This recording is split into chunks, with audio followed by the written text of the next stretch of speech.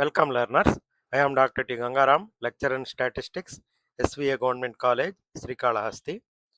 మనము ASO 2022 question paper డిస్కషన్లో question, concept, answer, దానికి సంబంధించిన టిప్స్ అవి చూస్తున్నాం కదా. ఇప్పటి వరకు 141 క్వశ్చన్స్ అయ్యాయి. 142 నుంచి 150 వరకు 9 క్వశ్చన్స్ రిమైనింగ్గా ఉన్నాయి. ఇది 8-10 పడింది. ఇందులో 4 క్వశ్చన్లు చూద్దాము. ఒకటి పై చార్ట్ క్యాలిక్యులేషను, రెండవది ఒజీవ్స్కి సంబంధించి intersection point less Dan and more than cumulative frequencies intersection point గురించి అడిగారు. తర్వాత ఒక న్యూమరికల్ చిన్న ప్రాబ్లం ఇచ్చి వాటికి ఏఎం, జిఎం, హెచ్ఎం కనుక్కోమన్నారు. ఆ తర్వాత కోఎఫిషియంట్ ఆఫ్ క్వార్టైల్ డీవియేషను కనుక్కోమన్నారు. మొత్తం అన్నీ ఇక్కడే ఉన్నాయి. ఇది పై చార్టు, ఇది ఒజివ్, ఇది AM, GM, HM, coefficient of quartile deviation. ఇక 4 క్వశ్చన్లు ఈ వీడియో లెక్చర్లో డిస్కస్ చేద్దాము. నేను ప్రతి వీడియోలో కూడా డిస్క్రిప్షన్లో ఆ లెక్చర్కి సంబంధించిన పీడిఎఫ్, ఆ తర్వాత ఇప్పుడు క్వశ్చన్స్ క్విజ్ కూడా ఇస్తున్నాను. చూసుకోండి ఒకసారి. క్విజ్ మీరు ఓపెన్ చేసి డౌన్లోడ్ చేసుకున్న తర్వాత ఓపెన్ విత్ క్రోమ్ అన్నారంటే అది క్విజ్ ఓపెన్ అవుతుంది. ఇక్కడ క్వశ్చన్ ఏమంటే 142 question. The number of men, women and children in a society are 30, 70, 50 respectively. The angle corresponding to men if the distribution is represented in a pie chart అన్నాడు. కాబట్టి దీని correct option 72 degrees. ఇది ఎట్లా calculate చేయాలో మీకు అందరికీ తెలుసు. మళ్ళీ ఒకసారి చూద్దాము. A complete pie chart represents the whole population and therefore corresponds to 360 degrees. మనకు మొత్తం పై చార్ట్లో ఉండే మొత్తము డిగ్రీలు 360 డిగ్రీలు అనమాట. అదే మనం పర్సంటేజ్ డయాగ్రామ్ వేయాలనుకుంటే మొత్తం డేటాని 100 డిగ్రీస్ చేసుకుంటాము. ఇక్కడ 100 యూనిట్స్గా చేసుకుంటాము పర్సంటేజ్ డయాగ్రామ్లో. అదే పై చార్ట్లో అయితే 360 డిగ్రీస్కి కన్వర్ట్ చేయాలన్నమాట. కాబట్టి మనము కేటగిరీ ఇచ్చిన if a category has frequency f out of total frequency n, the degree of sector, దాని సెక్టార్ యాంగిల్ ఏమవుతుందంటే theta is equal to corresponding frequency divided by total frequency into 360 degrees. ఇది conversion formula. దేన్నైనా ఇట్లాగా conversion చేయొచ్చు అనమాట మనం. ఇక్కడ item divided by total of items into 360 degrees. ఇక్కడ ఎన్ అనేది టోటల్ ఫ్రీక్వెన్సీ, ఎఫ్ అనేది frequency of the required category, theta corresponding angle in the pie chart. ఇప్పుడు ఫ్రీక్వెన్సీ మనకు తెలుసు. టోటల్ ఫ్రీక్వెన్సీ అనేది total sector angles in the pie diagram, అది 360 degrees. ఇక్కడ మనకు ఇచ్చిన డేటాలో మెన్ 30, ఉమెన్ 70, అక్కడికే 100 అయిపోవాలి, ఇది 150. కాబట్టి ఇచ్చినది మొత్తం టోటల్ ఫ్రీక్వెన్సీ 150. దాన్ని మనము యాంగిల్గా కరస్పాండింగ్ చేయాలంటే, మనం ఏదైనా సరే యాంగిల్గా కన్వర్ట్ చేయాలంటే మనము వాడు దేనికి సంబంధించిన యాంగిల్ అడిగాడు అది చూద్దాము. ఇక్కడ ఫ్రీక్వెన్సీ ఆఫ్ మెన్కి సంబంధించిన యాంగిల్ అడిగాడు. Frequency of men divided by total frequency into 360 degrees. కాబట్టి 30/150 ఇంటూ 360 డిగ్రీస్. నేను మీకు చెప్పాను కదా, 21 వరకు తెలిసి ఉండాలి, 25 వరకు స్క్వేర్లు తెలిసి ఉండాలి, క్యూబులు 10 వరకు తెలిసి ఉండాలి అని చెప్పాను. 3 ఒకట్ల 3 ఐదుల. కాబట్టి 1/5 అనేది ఇక్కడ మనకు ఫ్రాక్షన్గా వచ్చింది. అంటే ఈ 360 డిగ్రీస్ని 5 భాగాలు చేయాలి. 5 భాగాలు చేయాలంటే ఇక్కడ క్యాన్సిల్ కొట్టామంటే 1/5 కదా, ఇదే 1/5. 5 ఒకట్ల 5 ఏళ్ళ 10 మిగులుతుంది, 72 డిగ్రీలు. కాబట్టి మనం ఎప్పటికైనా కూడా ఏదైనా ప్రాబ్లం వచ్చినా కూడా, లేదంటే ఏదైనా పెద్ద ప్యాసేజ్ ఇచ్చినా దాన్ని అర్థం చేసుకొని దాన్ని మనం సాల్వ్ చేయగలిగేట్టుగా మనము ఎప్పుడు రెడీగా ఉండాలి.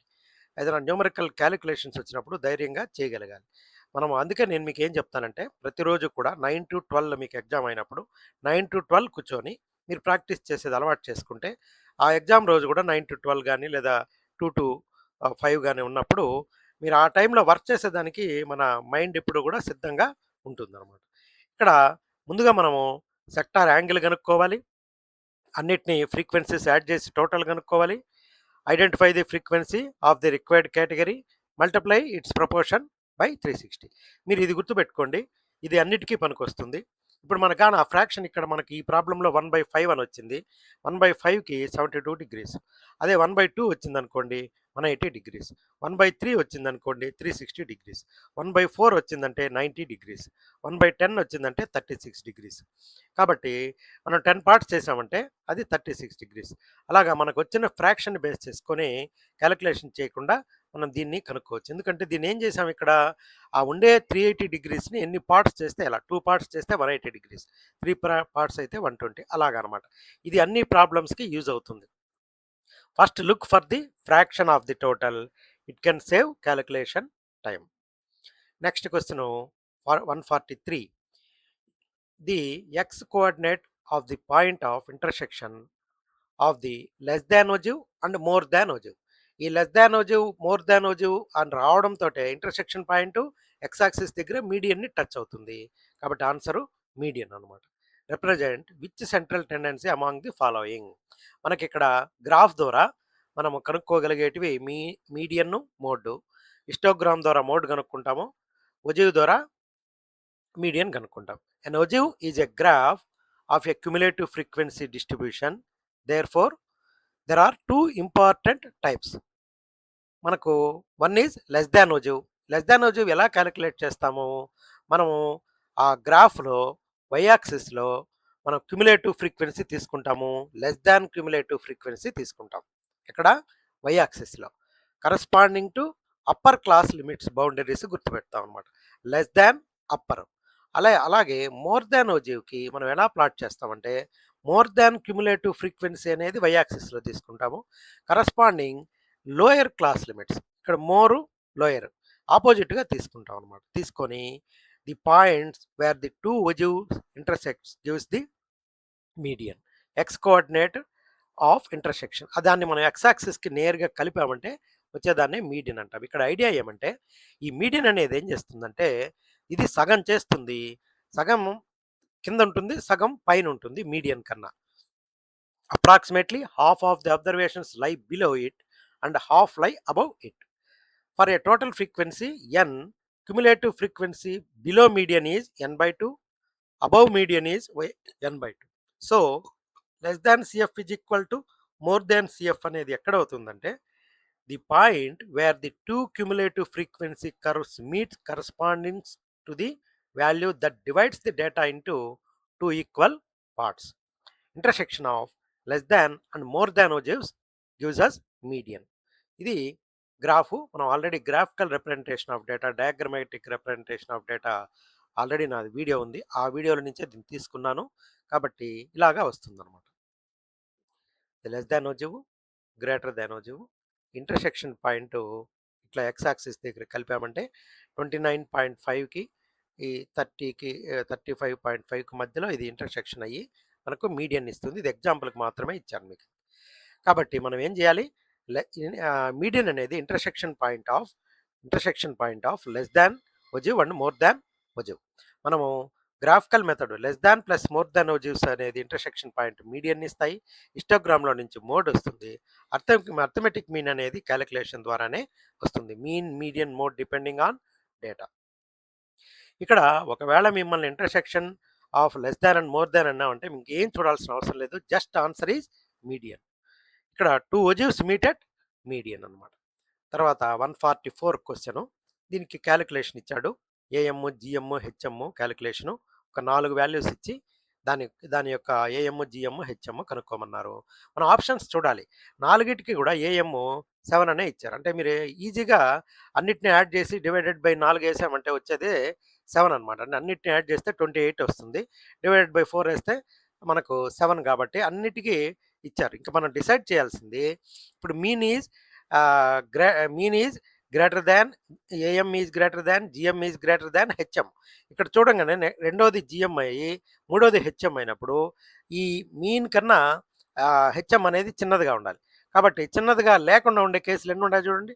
ఈ 6.14, 6.1 ఈ రెండింటిని మనం రిమూవ్ చేయొచ్చు. నెక్స్ట్ ఇది కూడా రిమూవ్ చేసేయచ్చు. చూడండి ఇక్కడ ఇక్కడ ఏఎం ఈజ్ గ్రేటర్ దాన్ ఈ లాస్ట్ది హెచ్ఎం ఉంది. ఇక్కడ జిఎం లేదు. కాబట్టి సులభంగానే మనం ఇక్కడ చూడంగానే ఈ ఈ ఆప్షన్ కరెక్ట్ అని కనుక్కునేయొచ్చు. కానీ మనం ఒకసారి ఇది చూద్దాము క్యాలిక్యులేషన్స్ ద్వారా. మనకు మీన్ క్యాలిక్యులేషన్ ఏమి? For observations x1, x2, xn, mean is equal to sum of observations by number of observations. GM is equal to nth root of product of observations. HM is equal to n by sum of reciprocals of observations. మనకు for all positive observations AM is greater than or equal to HM is greater than or equal to AM is greater GM is greater than or equal to HM అనమాట. కాబట్టి ఇచ్చింది ఏమి? x1 అనేది 3, x2 అనేది 4, x3 9, x4 12 ఇచ్చారు. 28/4, 7 అనేది mean వెంటనే వచ్చేసింది. ఇక్కడ జియోమెట్రిక్ మీన్ 6. ఇది కొంచెం మనం ఇబ్బంది పడాలి. వీటన్నిటిని మల్టిప్లై చేసి 1296 వేసుకోవచ్చు. 1296ని మనకు 6/4గా ఎలా రాసుకోవాలనేది ఐడియా రావాలంటే కొంత ప్రాక్టీస్ చేయాల్సిందే. కాబట్టి ఇచ్చిన ఆప్షన్స్‌లో నుంచైనా చూడండి దాన్ని. ఇది కూడా కొంచెము మనము వీటికి కింద డినామినేటర్‌లో కాసా కనుక్కొని వాటికి కొంత క్యాలిక్యులేషన్ ఇది చేయాలి. 5.14 ప్రాక్టీస్ చేస్తే వచ్చేస్తుంది అది ఏదైనా కూడా. మీరు ఇక్కడ ఏఎం 7, జిఎం 4, హెచ్ఎం 5.14 అనేది వచ్చింది. కాబట్టి మనకు ఇచ్చిన ఆప్షన్స్‌లో ఇది 7, 6, 5.14 అనేది correct. For positive observations always verify AM, GM, HM ఉందా లేదా చూడండి. కాబట్టి ఇక్కడ మనం కనుక్కున్నది our calculation is consistent. First మీరు ఏం చేయాలి? ఏఎం కనుక్కోవాలంటే యాడ్ అండ్ డివైడ్, జిఎం కనుక్కోవాలంటే multiply and take the nth root, HM కనుక్కోవాలంటే take reciprocal sum and invert. తర్వాత for HM simply the reciprocal sum using a common denominator. AM is largest, HM is smallest అనేది మీరు ఆ ఏఎస్ఓ memory టిప్గా పెట్టుకోవచ్చు. తర్వాత 145th question coefficient of quartile deviation కనుక్కోమన్నారు. Quartile deviation కాదు, coefficient of quartile deviation. 5 values ఇచ్చారు. ఈ 5 వాల్యూస్కి ఆన్సరు ఇక్కడ 7/2 అనేది ఆన్సరు. అది మనం క్యాలిక్యులేట్ చూద్దాం. ఫస్ట్ మనం డేటాని అరేంజ్ చేయాలి. అరేంజ్ చేసిన తర్వాత మనము Q1 అనేది ఫస్ట్ క్వార్టైల్, Q3 అనేది సెకండ్ క్వార్టైల్.